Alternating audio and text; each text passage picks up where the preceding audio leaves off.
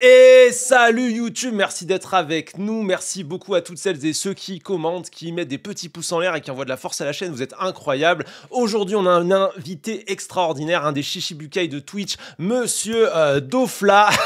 C'est moi les gars, c'est moi, salut les gars.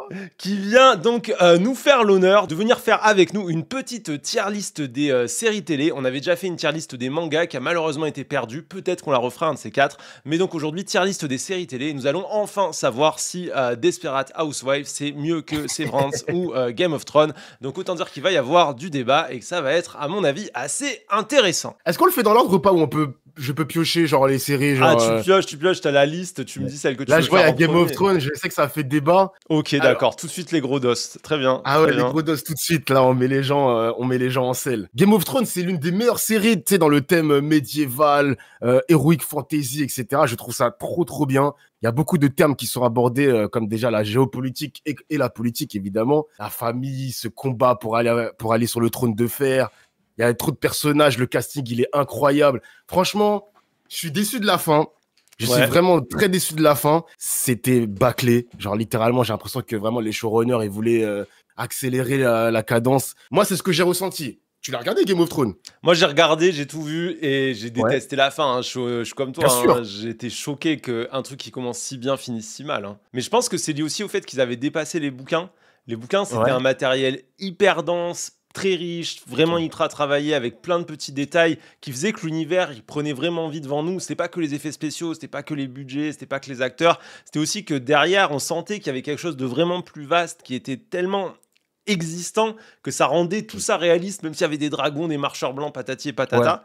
Et en fait, quand ils ont dépassé les livres, on est rentré dans quelque chose où, ouais, l'histoire avançait, mais ça avait quelque chose de mécanique. Il y avait un espèce de truc où, bon, bah, il faut que Bidule il aille à tel endroit, il faut que machin il fasse tel truc parce que c'est son arc narratif. Et en fait, c'était un peu comme si d'un coup on voyait les ficelles derrière et qu'au lieu de croire à cet univers hyper immersif, tu vois, ben, d'un coup on voyait le truc en train de se faire et c'était plus, enfin, la magie était plus là. Mais moi, ça restera toujours une série incontournable parce que dans les backstage, on va dire ça comme ça, mais les décors, les costumes, même les effets spéciaux, parce que Game of Thrones, je dis pas que la série elle est vieille, tu vois, mais pour les effets spéciaux de l'époque où il y avait les premières saisons, on voyait les premiers dragons, c'était vraiment bien foutu, genre. Franchement, très gros travail. On sentait quand même qu'ils ont mis vraiment de l'argent et que ça a été dépensé correctement. J'ai trouvé ça magnifique. Même les décors, comment ils ont été choisis. Je crois qu'ils ont tourné en Irlande, je crois. En tout cas, je sais que c'est dans le nord de l'Europe. Mais non, franchement, la photographie aussi et les OST, les musiques de Game of Thrones, je les avais sur mon ancien ordinateur. Incroyable. Franchement, le générique. Mais oui, le générique était fou. Le générique était fou. T'étais là, moi je ne le skippais pas. Alors que je supporte pas le générique, là je le regardais à chaque fois, j'étais là. J'étais trop à fond. J'ai fait un rewatch avec mes potes le mois dernier. Ils skippaient le générique, j'avais trop mal au cœur, mec. J'avais trop mal au cœur. J'ai dit, les gars, comment tu peux skip le générique? Et là tu marques un point, c'est que Game of Thrones, fin gâchée. Mais par contre, ce que ça a amené dans la dimension des séries, je trouve que c'est la série qui a fait passer un step où d'un coup on s'est dit ah ok, on peut faire des séries aujourd'hui télé qui valent des films au cinéma en termes d'ambition, en termes de proposition, même dans les batailles, les combats, on n'avait jamais vu ça. Enfin, des espèces de deux armées qui se battent et où ça ressemble à quelque chose dans une série, on n'avait jamais vu. Même dans des séries qui marchent un peu bien, genre Vikings, tu regardes les premières saisons, les combats et les batailles, en fait, c'est 20 pécores sur une plage qui sont avec leurs petites armures et tout. C'est pas nul, mais en comparaison à ce que Game of Thrones a proposé en face, c'était tellement ouf, ouf. Et du coup, je me dis, rien que pour ça, la série, en fait, elle a fait step up le monde des séries dans son ensemble. C'est vrai. En devenant un phénomène mondial et en disant, regardez, une série avec de l'ambition, ça peut marcher, ça peut tout changer. Et ça a réhabilité l'heroic fantasy aussi. Parce que les gens, ils kiffaient pas tant que ça l'heroic fantasy avant. Et d'un coup, c'est devenu un peu plus cool à regarder. C'est assez niché, ouais. Est-ce que pour toi, dans un incontournable, on peut revoir la série? Parce que par exemple, moi, j'ai revu Game of Thrones. Je crois que j'ai vu 3 fois Game of Thrones dans ma vie, là. J'ai revu avec mes potes 2 fois. Et franchement, même si la fin te déçoit, le cast, je le trouve tellement bien, le cast, que t'as quand même envie de... Enfin, il y a trop de trucs à côté. T'es déçu de la fin, mais sur la balance, il y a beaucoup de choses positives à retenir de Game of Thrones, qui le rend incontournable. Moi, c'est surtout les 2 derniers épisodes que j'ai pas aimés. Parce que en soi, le début de la dernière saison, t'es dans le truc, t'es un peu dans le thème Game of Thrones, etc. Genre, ok, bien et tout, mais t'as des épisodes extrêmement mal notés sur les 2 derniers en l'occurrence. Mais en soi, ça, c'est un incontournable. Parce que pour moi, un incontournable, c'est une série que forcément tu dois la voir et sans doute la revoir. Même si t'es déçu de la fin. J'entends ce que tu veux dire sur le côté incontournable, au sens où je pense que la série, aujourd'hui, tu peux la regarder en entier. Je pense que c'est pas décevant. Je pense qu'il y a des passages que je sauterais, honnêtement, si je la revois. Tous les trucs de torture, de violence, de trucs comme ça, je pense que je m'épargnerais ça. Pour garder le côté épique, ça, c'était stylé. Parce que tu vois, je me dis, dans mon cerveau, je pense, je recette quand même. Je garde des moments bien, mais il y a plein de moments, en fait, je pense, en regardant, des fois, j'étais en mode... Mais grosso modo, moi je l'accorde, je pense que la série elle est tellement mythique qu'à mon avis, on continue à en parler, tu vois, je sais pas quand est sortie la dernière saison, mais c'était il y a quoi, 10 ans maintenant, je pense. 6 ans, dernière année 2019. Ah ouais, putain, tu vois, il y a 6 ans et on en parle encore quand même. Hein. Allez, mets-moi ça dans incontournable. Allez, incontournable, ça rentre. Walking Dead. Allez, Walking Dead. Alors, tu as vu Walking Dead? J'ai vu pas mal de saisons, mais j'ai pas fini. Ok, moi j'ai la chance d'avoir fini. J'ai kiffé les premières saisons, mais c'est vrai que la fin, aïe, c'était dur. Hein. T'as des personnages, le casting, il est pas ouf avec des acteurs mid, mais vraiment mid. Aïe. Dès le départ, moi je trouve que scénaristiquement, c'est quand même un peu fragile. Typiquement, le mec qui se réveille du coma dans une ville envahie de zombies, qui tombe par hasard sur sa femme 2 minutes après. Enfin, tu vois. Et en plus, sur leur manière d'agir et de réagir, il y avait vraiment des trucs tellement cons tout le temps, en permanence, j'en pouvais plus, mais sans que ce soit kiffant, tu vois. Et la série, en fait, plus ça avançait, plus j'avais l'impression d'être dans une relation avec un espèce d'ex toxique, tu sais, qui te gaslight en permanence, en te faisant rester dans la relation. Mais en même temps, c'était de plus en plus nul. Et t'es là, tu te dis, mais est-ce que vraiment, j'ai vraiment envie de regarder ça? Je suis pas vraiment très sûr. Je crois vraiment pas avoir même le souvenir d'un moment de la série où, tu sais, j'ai eu un effet, c'était trop bien, ou un épisode où je me suis dit, waouh, cet épisode, il est fou, il est tellement bien. C'était que des trucs un peu mid, avec 10 secondes de trucs bien par-ci par-là, 80% d'incohérence et de déception pour moi, quoi. Tu veux mettre dans nul, toi, c'est sûr que tu veux le mettre dans nul. En vrai, ouais, moi je veux le mettre dans nul. J'ai vraiment pas envie de le mettre. Mais après, si tu peux me convaincre de le mettre ailleurs, hein, mais moi j'ai l'impression que même au début, c'était pas si ouf, tu vois. En fait, je me dis que comme il y a beaucoup de séries vraiment 1000 fois mieux que Walking Dead, j'aurais mis dans nul. Mais en fait, comme c'est la première série zombie vraiment post-apocalyptique, comment survivre dans un milieu hostile comme ça, j'aurais mis à regarder quand t'as du temps. Parce que le marché, il est inondé de très bonnes séries. Et du coup, vraiment, quand t'as du temps, quand t'as tout fait, tu peux regarder Walking Dead. Je sais pas si t'es d'accord avec l'argument. Franchement, pas ouf, parce que je me dis, mais tu vois, je devrais conseiller des séries aux gens, mais jamais je dirais The Walking Dead. Je dirais, mais il y a trop de séries, les gens. Il y a trop de séries sur Terre pour regarder ça. Parce qu'en plus, c'est mou, mais vraiment, c'est mou. Parce que vous avez l'impression, là, on vous parle de zombies, de trucs un peu cool et tout, mais la majorité des épisodes, rien ne se passe. La narration n'avance pas. Les personnages sont incohérents avec leur propre personnalité. D'un coup, des mecs que t'aimais bien et tout, ils meurent, mais n'importe comment, comme des espèces de merde, pour aucune raison, des personnages trop bien. Tu vois, et pendant ce temps, on va te développer à mort le personnage mais naze que t'avais pas envie de voir. Moi, je le dis, il y a des gens qui disent non, mais ça commençait bien. Et moi, je trouve que dès le début, il y avait des trucs où t'étais là, genre, vraiment. À mon sens, en vrai, c'est pas une bonne série, mais c'est une série qui est arrivée au bon moment. Vraiment. Ça me dérange pas que tu le mettes dans nul. Ça me dérange pas. Moi, personnellement, j'ai un coup de cœur dans le sens où ça a été l'une des premières séries post-apocalyptique, genre j'ai trop kiffé tu sais, il y avait des épisodes au terminal, genre le terminal avec les cannibales, etc. Genre Rick qui fait des exécutions sommaires et tout. Je me dis, ah ouais, là on est vraiment dans la survie, où vraiment le danger c'est plus les zombies mais les êtres humains, etc. Il y a des pièges qui sont tendus, Negan, genre jusqu'à l'apparition de Negan, il y a tout un scénario, tout un processus où ils sont piégés, Rick à la fin. Non, tu sens la tension, mais je peux comprendre que tu mettes dans nul. Je peux l'entendre. On pourrait mettre dans ça comment c'est bien, mais parce que du coup je m'en veux maintenant, tu vends trop ton truc, on voit que t'as aimé, tu vois, je me dis bon, je vais chier sur tes souvenirs.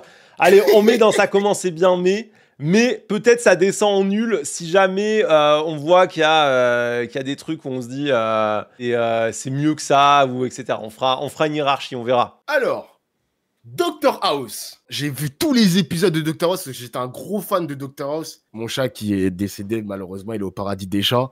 Il s'appelait numéro 13. Incroyable. T'as vu Doctor House, c'est pas toi? J'ai vu tout. J'ai vu T'as tout de vu? l'épisode C'est 1 pas- au dernier. Alors, c'est vrai que le défaut de Doctor House, c'est très répétitif. C'est vrai qu'il y avait des saisons, ouh là là, c'était le malade. Il faut trouver la maladie. Il y a quelques symptômes. Ah, c'est peut-être si ça. Et hop là, la grosse maladie qui tombe derrière et le mec, il va soit guérir, soit mourir. Franchement, Ouais, mais oui, c'était. c'était aussi la force des séries de l'époque, moi, je trouve. C'est Ouais, vrai que c'était des séries faites pour être vues dans le désordre à la télé. Donc, il n'y avait c'est pas vrai. une grosse trame narrative tout le temps, à Hum. part sur les dernières saisons. Et en même temps, moi, je trouve que ça avait un côté assez sympa, en fait, ces séries-là, où t'es pas aussi dans une énorme prise de tête. Tu rentres du Ouais. taf, tu te cales ta série, c'est sympa, tu retrouves des personnages auxquels tu es hyper attaché. Après, moi, j'ai des critiques à faire, mais ce côté-là, pour le coup, je le trouve pas forcément négatif. Parce que je Ok. trouve que ça, en fait, finalement, c'est une autre C'est le façon de format, faire des quoi. séries, mais que j'aime bien, moi, Hum. que j'aime bien. Et moi, ce que je faisais à l'époque dans Doctor House, alors je suis pas un passionné de médecine, mais dans les épisodes de Doctor House, pardon, quand il prononçait le nom de la maladie extrêmement compliqué, je tapais sur Wikipédia, Google, nom de la maladie. Franchement, j'ai trouvé ça incroyable. Parce que je sais que la série, elle a été, bon, après c'est normal, mais elle a été aussi écrite et conseillée par des médecins vraiment très forts. Et tu sais, t'avais des fois t'avais des maladies, je crois que c'est dans les premières saisons, des symptômes, pardon, des symptômes de ouf.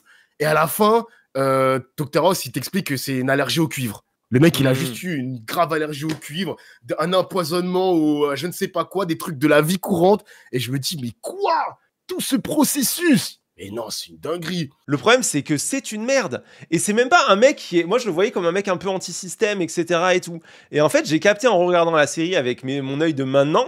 Bah, en fait, que Ouais. le mec, il a des takes hyper pro-armée, hyper conservatrice, anti-woke. En fait, tu captes, au fur et à mesure que tu regardes la série, que le gars, Ouais. en fait, il est pas anti-système du tout. C'est un vieux conservateur aigri qui voterait Trump aujourd'hui.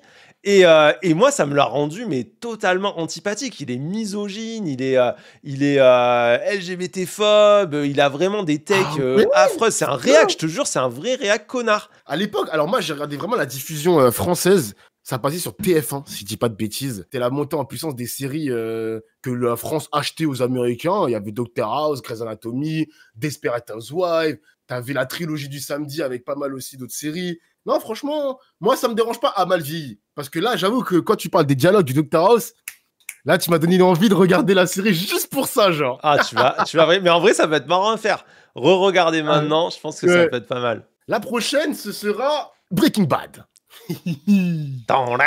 J'essaie de faire le générique, mais tu peux pas faire le générique. Si tu sais faire le générique, c'est que tu l'as regardé la série. Ok. Ah ouais, je l'ai vu celle-là. Je l'ai vu même plusieurs fois, honnêtement. Moi, je l'ai vu 2 fois. La première fois, j'ai vu, c'était diffusion Arte, les mecs. Moi, je mets dans incontournable. Bon, évidemment, le casting, vraiment, je pense sincèrement, les gars, je suis pas un maxeur. Hein. Il y a aucun acteur nul dans cette série. Il y en a aucun. Ils sont tous incroyables. Vraiment, ils sont tous incroyables, les acteurs. La photographie est folle. Les décors sont trop bien choisis. Le scénario est trop bien écrit.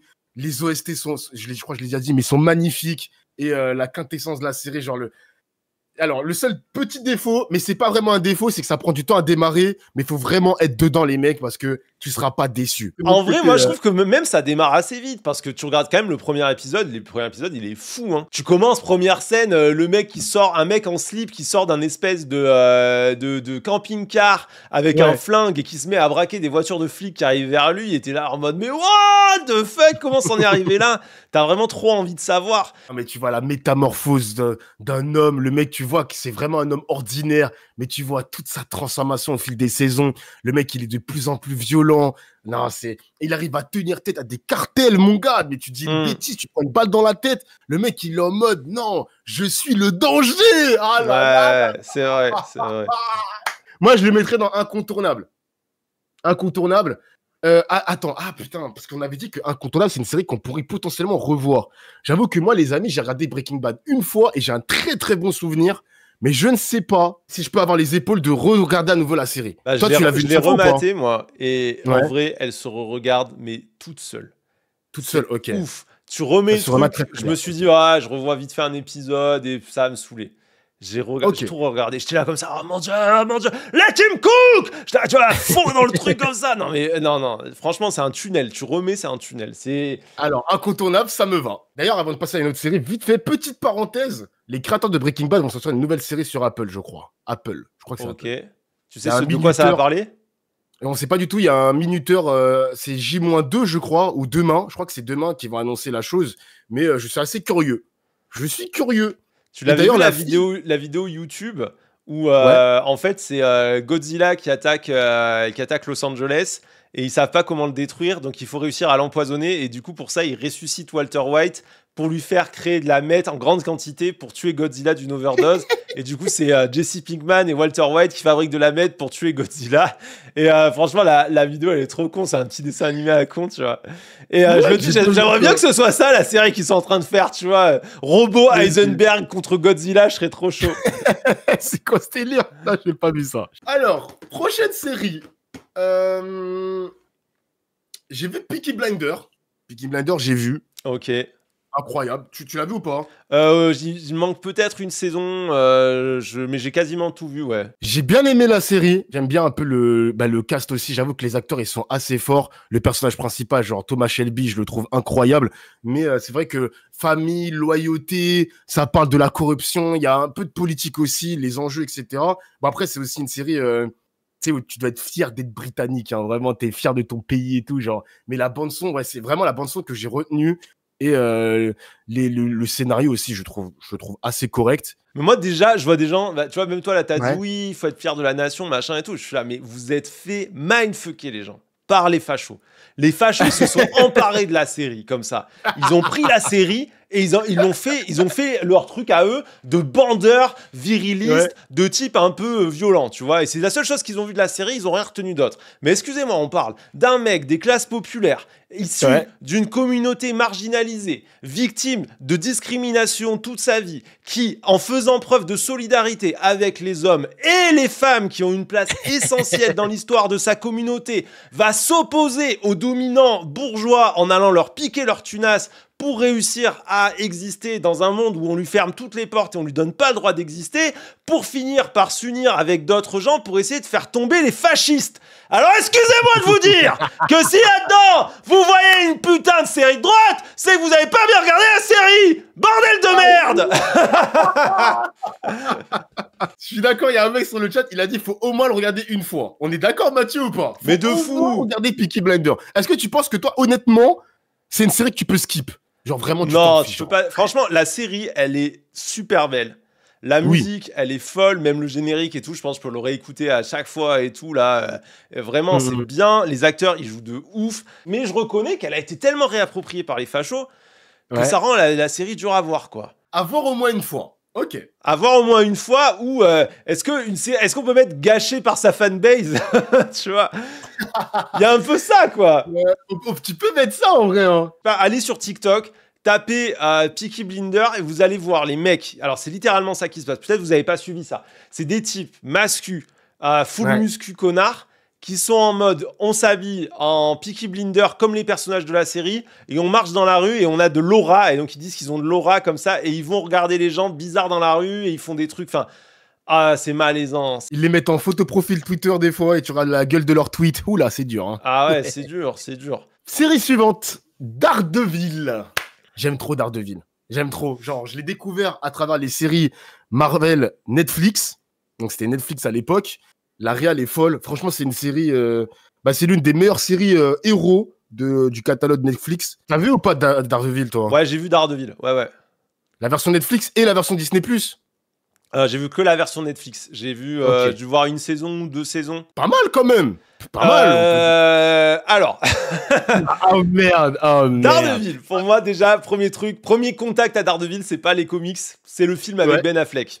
Donc, les gens qui ont la ref, c'était pas ouf. Et quand la série est sortie sur Netflix, ouais, j'ai bien aimé parce qu'il y a vraiment des scènes de combat qui sont vraiment bien faites et il y a une ambiance. Combat, vraiment bien joué. Hein. C'est un peu cool, mais la série en soi, moi, je l'ai trouvé un peu mid. Je suis honnête, j'ai pas suraccroché. J'ai trouvé que ça traînait, il y avait un peu trop de bons sentiments. Ça me prenait pas. À part, vraiment exception faite, des épisodes avec le Punisher que j'ai trouvé vraiment cool. Punisher et Daredevil, j'avoue que des fois, t'as des coups, t'as des jambes cassées. Daredevil, il était sans pitié quand même. Hein. Ouais, mais moi qui suis un gros bandeur de bagarre, qui fait des arts martiaux de ouf et tout, tu vois. Ce que je voyais dans Daredevil, c'était un peu trop ce que j'appelle Cirque du Soleil, tu sais. C'est ces films-là où quand ils font des coups, ça fait un peu ça sautille, ça fait des tournicotis, ça fait des saltos pour rien. Ça m'énerve, tu vois. Ce que j'aimais dans Punisher, c'est que la manière de se battre, je pense que grosso modo, si tu dois te battre dans une situation comme ça, c'est la bonne manière de faire. Alors c'est un peu cinématographique, mais tu fais pas des cabrioles ou je sais pas quoi. Tu serres ta garde, tu mets des coups, t'avances, t'en prends plein la gueule, t'en mets plein la gueule. Un objet, tu l'attrapes, tu tapes avec. C'est, tu vois, ce côté-là, moi, ça me prend complètement, tu vois, aux tripes. Et dans Daredevil, ouais, j'avais du mal à rentrer même dans les combats, tout ça. Et le côté histoire des personnages, je les trouvais trop américains, lisses. Tu sais, c'est vraiment l'espèce de... un peu des clichés, tu vois, ils sont trop propres, ils manquent d'aspérité, je trouve. Moi, franchement, les gars, même dans le casting, tu sais, t'as Frank Castle, t'as le Caïd, Wilson Fisk, littéralement, l'aura du personnage. Le casting est carré, alors là, rien à dire, même le Daredevil, je pense que c'est le meilleur Daredevil qu'on ait jamais eu, l'acteur joue trop bien. L'acteur Charlie Cox, c'est peut-être l'acteur aussi que je kiffe de fou, hein, peut-être, hein. Il porte le personnage et qui est un personnage très dur à jouer. Hein. Je trouve que vraiment il le fait il joue vraiment trop bien bien. l'aveugle. Hein. Il joue trop bien l'aveugle. Ouais. J'ai vu une interview de ce mec-là où il était quand même dans le personnage d'Ardeville et regardait pas la caméra dans les yeux. Il jouait trop bien, genre. C'était une dinguerie, même en dehors de la série. Je le mettrais dans Plaisir coupable parce que c'est mon super-héros préféré. Donc même si le scénario il est mid. J'aime trop Daredevil, j'aime trop, genre. Ça me va, franchement, moi, ça me va. Sévérance. Pour moi, les gars, c'est la meilleure série du catalogue Apple, voilà, je le dis. Voilà, tout simplement. Tu l'as vu ou pas, toi? Non, j'ai pas vu. Je peux vous faire le pitch de Sévérance pour moi. C'est un type, il va au travail dans sa tête. J'ai pas compris, en vrai, je sais pas. Il prend l'ascenseur. C'est un mec qui prend l'ascenseur et après l'ascenseur il s'ouvre et là il est dans sa tête et il est au travail dans sa. En gros, ils ont une puce où c'est de la chirurgie, tu vois, et ils séparent les souvenirs professionnels du personnel. Tout simplement. Genre, quand tu es au travail, c'est littéralement une autre personne qui prend sa place. Mais la série, elle est genre incroyable, même dans les musiques. Genre, j'ai toutes les musiques. Le générique, il est incroyable. Tu vois, la photographie, je sais pas comment expliquer, mais les couleurs de la série, il y a un truc vraiment... Il y a une singularité dans cette série qui te met dedans, en fait. Et du coup, en fait, moi, ce que j'arrive pas à capter, c'est pour ça que j'ai pas eu envie de la regarder, c'est que quand j'ai vu les images, ce côté cogip, là, hyper gris, de gens qui sont dans un espèce de travail sans pouvoir s'extraire de ce travail-là, parce que eux, leur univers, c'est que le monde de la photocopieuse. Et je me suis dit, mais est-ce que c'est pas juste méga badant ?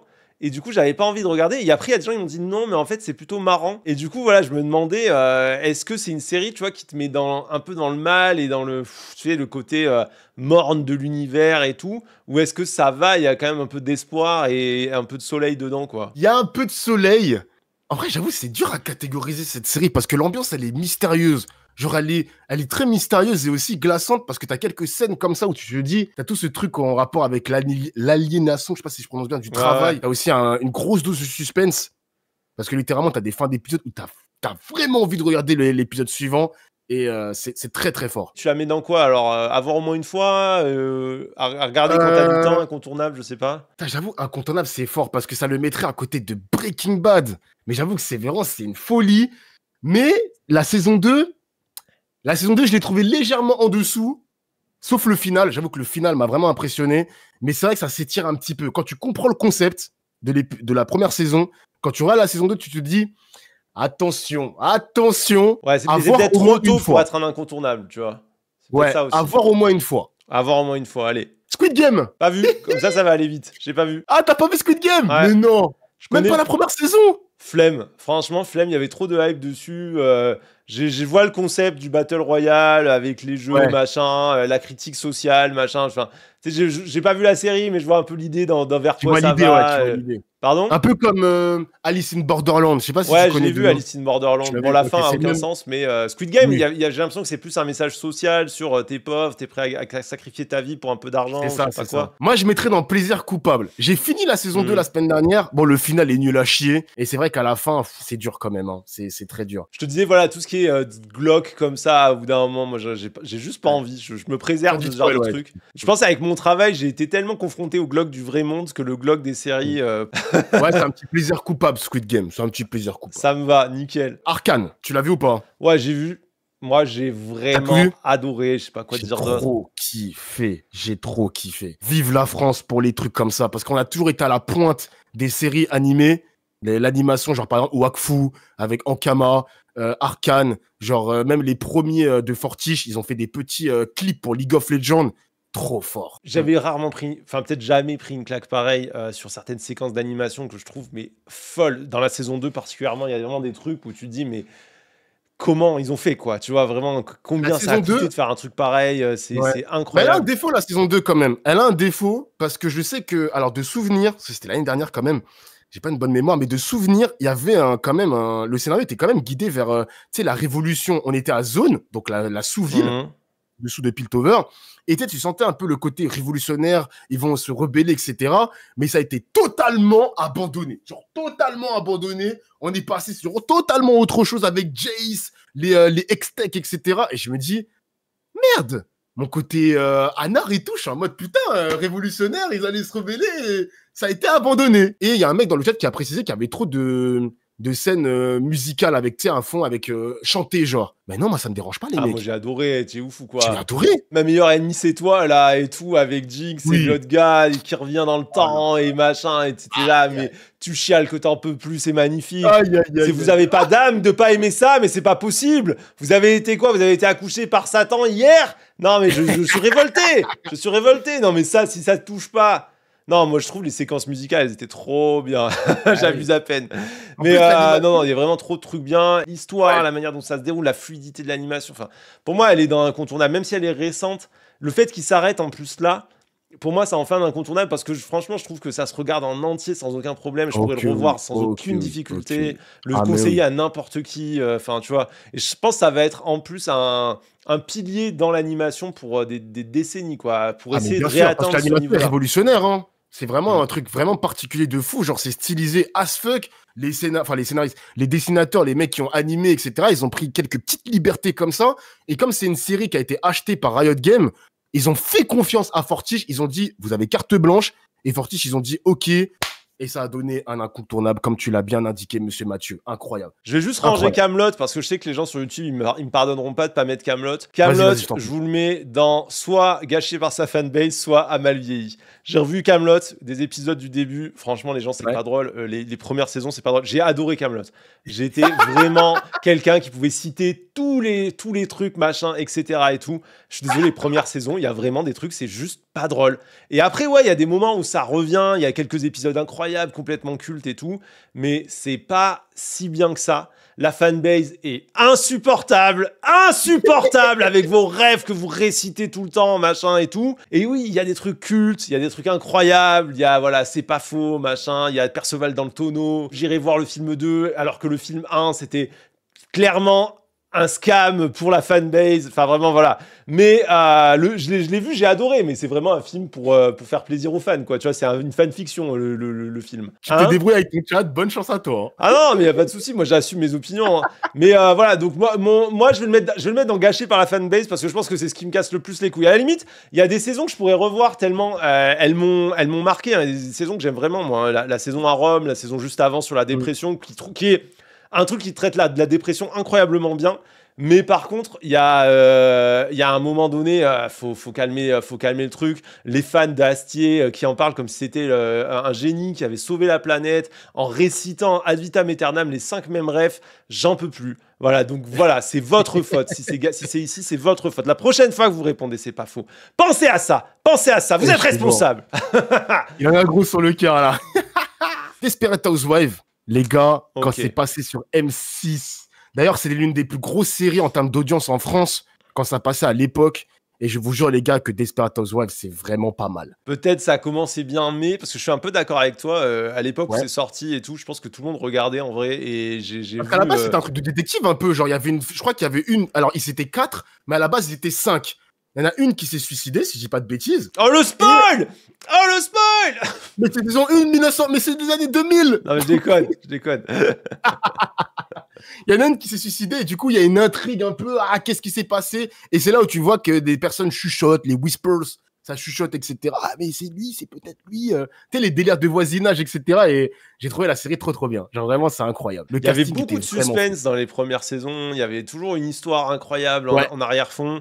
À l'époque, moi, j'avais du mal à suivre une série en entier, donc j'étais un peu perdu. Mais du coup, les gens qui regardaient, ils te résumaient toujours les trucs et c'était pas mal. Et les actrices jouaient super bien.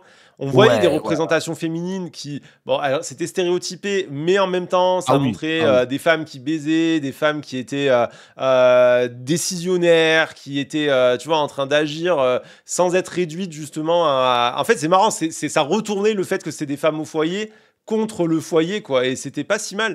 Donc, je trouve que c'est quand même une série qui était intéressante, mais trop longue. Ils ont fait trop durer le truc. Bah Ça oui, aurait ça, je fait suis bien 4 d'accord. très bonnes saisons, et après, finito, mais ils ont fait durer ça 1000 ans. Tu vois, j'ai l'image de la banlieue américaine parfaite avec Mm. les maisons, tout est bien symétrique, etc. Mais ça montre aussi l'hypocrisie parce que tu te dis, c'est que des familles parfaites. Mais regarde le bordel qu'il y avait dans ces familles-là. Il n'y avait Mm. pas une famille parfaite. Genre, tu te dis, mais c'est ok, c'est la vraie Amérique. Genre, les lotissements, comment c'est fait, etc. Mais en fait, c'est de la merde. Genre, ils ont tous Ouais, des secrets carrément. de bâtards. C'est une dinguerie.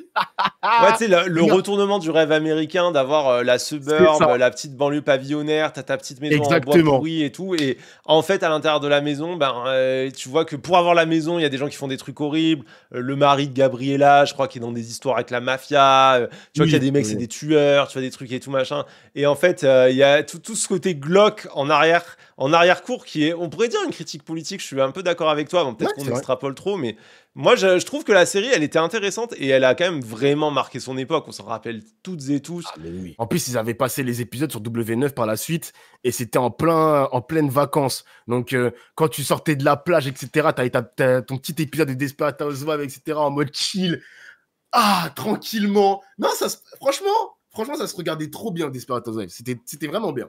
Sauf la fin, mais c'était bien. Je mettrais quand même dans Amalvi, tu penses? Ben, à mal vieilli, en vrai, les premières saisons, je pense qu'elles ont pas si mal vieilli, mais pour moi, c'est juste que la Ouais. moitié de la série est quasi regardable parce que c'est juste n'importe quoi et ça part beaucoup trop loin. Donc, moi, je Ouais. le mettrais dans ça commençait bien, mais ça a vrillé, quoi. Ok. Non, ça me va. Ça me Ce va. qui Ça me va. montre que Ça me va. Walking Dead doit descendre. Parce que Walking Dead, c'est beaucoup moins regardable, je trouve, que Desperate Housewives. Si tu regardes les Ouais. premières saisons de Walking Dead, elles sont moins bien que les premières saisons de Desperate Housewives. Je le pose là. Tu peux le mettre dans nul si tu veux. Ok. Ok. Ok. Ok. Moi, ça me fait mal, mais ok. Wouh. Ça me fait mal parce que c'est la première série post-apocalyptique. Franchement, c'est.